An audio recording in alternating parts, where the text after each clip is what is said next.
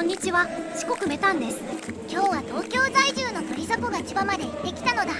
物産展にも視察したから最後まで見てね。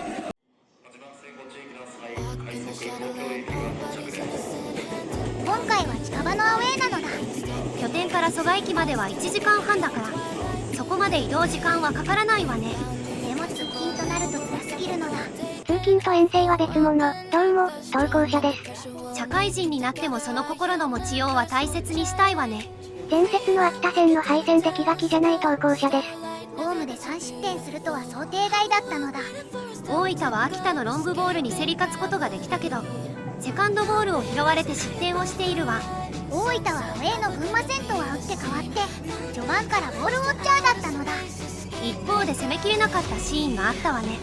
サイドの崩しまでは良かったんだけど、崩してからのクロスの選択肢があるだけにもったいなかったわ。マイナス方向に弓場選手がフリーだったから、そこにクロスを上げても良かったのだ。松尾選手はプロ2年目で若いがゆえの判断をしているわね。首を左右に振るだけでもピッチに誰がいるかがわかるから、パスやトラップ、シュートなどの攻撃の選択肢が増えるわよ。お難しい話は嫌いなのだ。大分が1点を取ったシーンを例に挙げるけど、小坂選手はボールを受け取る前から首を振って全体を把握した判断をしているわ。はい、僕には渡辺選手の気持ちのこもったゴールにしか目がいかないのだ。小坂選手に関しては4回首を振っているのがわかるわ。こうやって自分のポジショニングを把握する選手は少ないのだ。片野坂監督にスタメン起用されるのもうなずけるわね。首だけに何言ってんだこいつ。最後にプレートは離れるけど、前半終了時に渡辺キャプテンがボールを要求していたシーンには救われたわ。大分は寡黙な選手が多いから他の選手も要求してほしいのだ。蘇我駅に着いたのだ。駅からスタジアムまでは歩いて15分くらいね。敷地内には歩いて10分くらいだけど、アウェー側のゲートとなると15分はかかるのだ。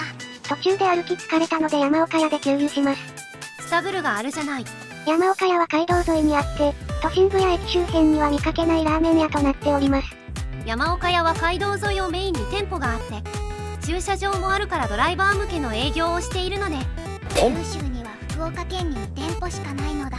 基本的にここのラーメンは醤油、味噌、塩の3種の味が選べます。山岡屋は初めてなので醤油味のネギチャーシューをオーダー。麺は太麺なのだ。味は豚骨醤油なのですが、家系とは似て異なるラーメン。まさしくこれが山岡屋のラーメンと言わんばかりのラーメンです。表現が当たり障りなさすぎよ。麺は太麺でネギとチャーシューを一緒にすると、口の中で宇宙が広がります。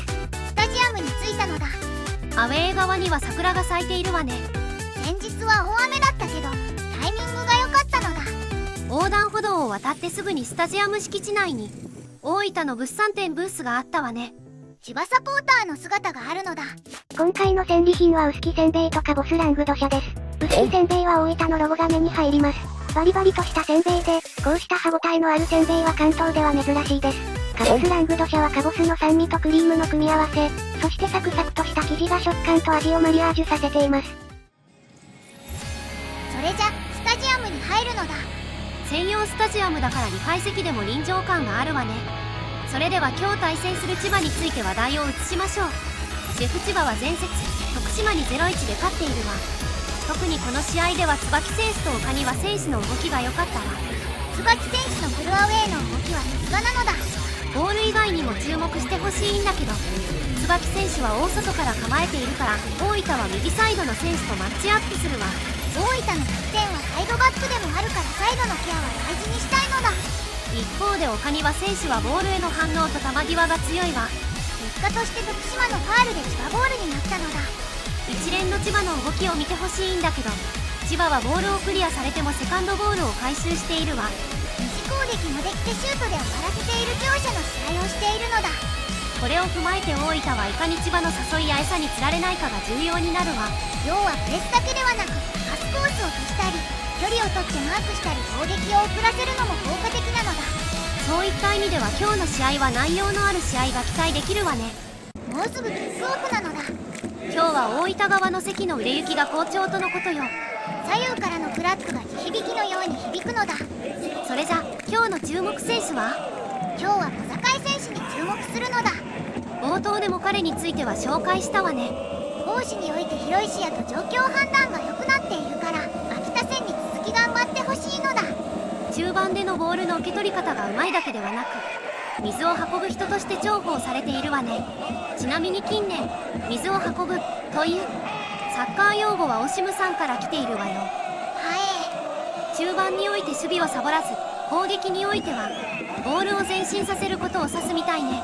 最初の頃は慣れていないがゆえのプレーの軽さがあったけど、花の坂チルドレンとして頑張ってほしいのだ。それじゃ試合終了まで守るのだ。引き分けたのだ。前半は押し込まれたけど、後半は大分のサッカーをしていたわね。後半の修正力は片野坂監督の賜物なのだ。今年は後半からギアを上げていく試合が多そうね。後半から途中交代で入った選手が良い動きをしていたのだ。攻撃時には前に左右に選手が流動的に動いたり、長澤選手がためを作ってくれたから2列目の選手の動き出しが良かったわね。後半最後の左サイドから筒川選手のサイドチェンジから松尾選手がボールをさばいて、安田選手のミドルシュートは好きな崩しなのだ。細かいパスだけではなく、長いボールでも攻撃を組み立てられたのだから、大分の攻撃陣はもっとチャレンジしに行っても良さげな感じだったわね。一方で守備は千葉の椿選手の対応に苦しんだのだ。大分は右サイドを裏抜けされたり、千葉に組み立てられていたわね。誰かしら守備にフォローしたり、前線からプレスして千葉の攻撃を中央に誘導して、ボランチがボールダッシュする守備形成も必要だと思うわ。そういった意味では大分は千葉に優位なサッカーができたと思うのだ。次回はホームでいわきと試合して、アウェーでは熊本だから、2連勝してゴールデンウィークを迎えたいわね。それじゃそろそろ帰るのだ。よかったかなっていうゲームです。また次ホームであるんで、ホームで、勝ちきれるようにまたみんなで後押しして、次は絶対ホームで、勝ちましょう。関東の皆さんもぜひホームまで帰ってください。お願いします。今日はお疲れ様でした。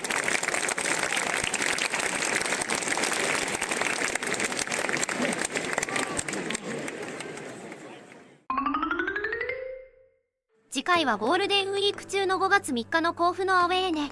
そうなのだ。甲府のアウェーで勝った試合を見たことがないから、そろそろ見てみたいのだ。このチャンネルは甲府戦まで3週間くらい空きがあるから、現地の雰囲気や観戦記の投稿は気長に待っていてね。大分は課題点を少しずつ改善しているから、上位陣に食らいついてほしいのだ。